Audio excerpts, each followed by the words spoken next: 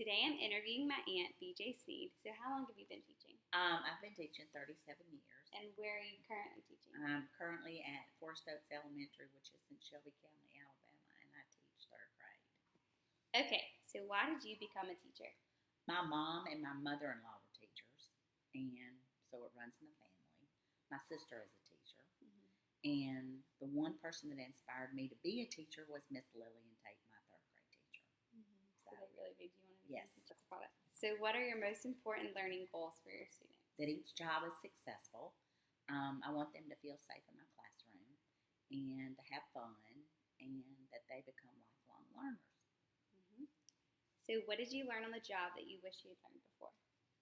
The first thing is how to deal with parents and be diplomatic, and the next one is classroom management. They really don't teach you that. You don't really learn it until you're No, in the field. you don't learn it until you're in the classroom.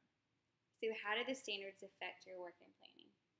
I use the state standards and the Shelby County curriculum guide to plan my lessons, and then I also use Alex when I need other bits and pieces for a lesson.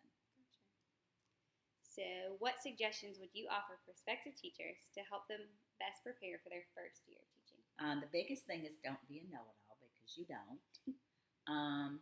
And another thing is listen and watch other veteran teachers and how they do things, and always go to them for help before you go into the office. And be open. Another thing is be open to any grade level that you're certified for when you are looking for a job. Okay. How do you use educational technologies in your classroom? I love the smart board. I have 2 iPads the kids enjoy working. I have 4 computers, a laptop. We use it for research, reinforce skills, games, educational games on it. And I use the Elmo, which is a document camera that I use a lot. That's awesome. Okay. How do you prepare instructional materials? I go to the standards, see what I'm teaching that week, and then gather everything that I need and have it laid out in files and what have you, so it's organized and it's easy to get to. Okay. How do you maintain your student records? I use a traditional grade book because that's just me.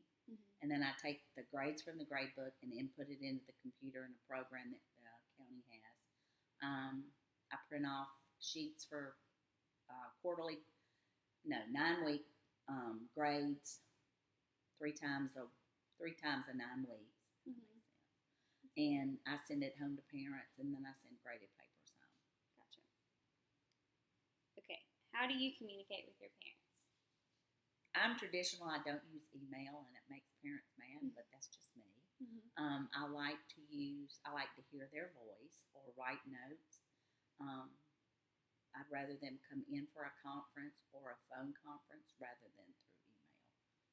And then I'll do notes and send notes back and forth, or I'll write it in their planner. But I have an open door policy. They can come in anytime.